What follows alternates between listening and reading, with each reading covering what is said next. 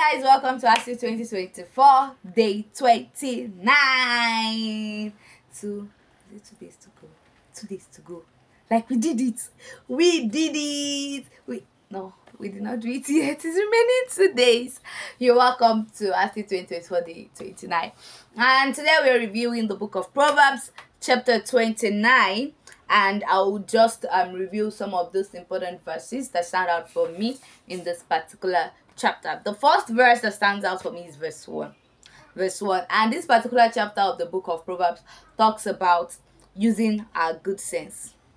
There is bad sense, there is good sense. So this entire chapter talks about we making use of our good sense, we making use of wisdom, basically. Remember when we started the series, we said wisdom and good sense are sisters. Okay, so let's dive right into it. So verse 1 says that if you keep being stubborn after many warnings, you will suddenly discover that you have gone too far. When you are being stubborn, somebody have called you and they've told you, oh, don't do this thing again, oh, don't do this thing, oh. People call you, this thing, oh, don't delve into it, oh, don't dip your hands into it, and you feel like, oh no, I know what I'm doing, this and that. At the end of the day, by the time you realize you will have gone too far, that things might not be, you might not even be able to turn back the end of times, you might not even be able to correct things. So one thing you should pick from this is the fact that when people are reaching out to you, they're advising you, they're warning you not to delve into something, they're warning you not to join something, not to do a particular thing.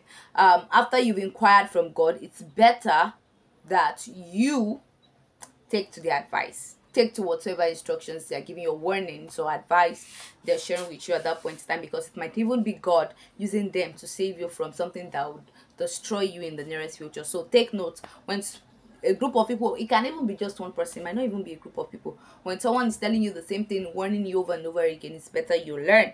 Okay, verse 4 says that an honest ruler makes the nation strong. A ruler who takes bribes will bring it to ruin. That is very, very straightforward. I love that verse. Then verse 7 says that the wicked don't care about the rights of the poor, but good people cares about the right of the poor. So if you're someone who find out that the poor is being cheated on and you're fighting for their right, then that means you're a good person. And that is one thing we should always do. When you find out that the poor is being cheated upon, as a good person, as a child of God, what you should do is to fight for their rights, because obviously they cannot fight for themselves because they don't have money, they don't have a voice. If you don't have money, you don't have a voice, so to say. So that's one thing you should keep in mind. Okay, verse 8 says, snaring at others is a spark that sets a city on fire. Using good sense can put out the flames of anger. Snaring at others is a spark that sets a city on fire, but using your good sense can put out the flames of anger. That is one thing you should also keep in mind.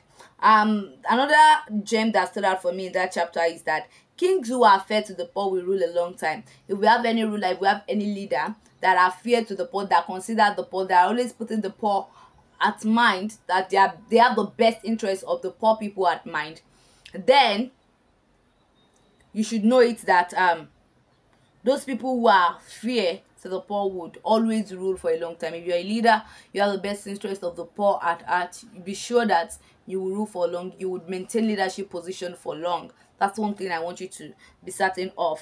And another thing is that verse 15. Verse 15 is also another verse that's mind-blowing. It says, correct your children and they will be wise. Children that are out of control disgrace their mothers. Now, this verse does not say children that are out of control disgrace their father. Mothers, can you see? Children that are out of control, they will not disgrace their father. It's their mothers they will disgrace, because they believe that mothers are the one who bring up a child, and it is the mother who trains a child, who tells the child, oh, do this, do that, do that. It's the mothers that instill morals in a child. So when you do not train your child, mothers, we are the receiving end. We are the receiving end. So in order for you not to be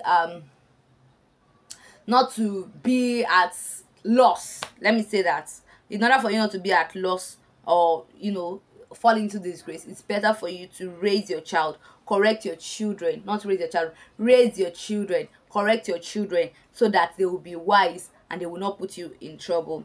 Another verse that stands out for me is that a person with a quick temper stirs up arguments and commits a lot of sin. If you're someone who gets angry a lot, you get angry without caution, you get angry without barriers. One thing you should know is that because you're quick tempered, you will stir up a lot of arguments and you will commit a lot of sin. So that's one thing you should look out for and be careful about.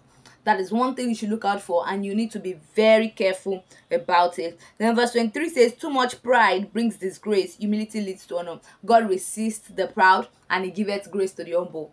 So too much pride will bring disgrace to you, while humility will lead to honor. That's very straightforward. I don't have to dwell much on that because it is very simple. It's something that we keep saying again and again. When you're full of yourself, the end result is that you end up being disgraced.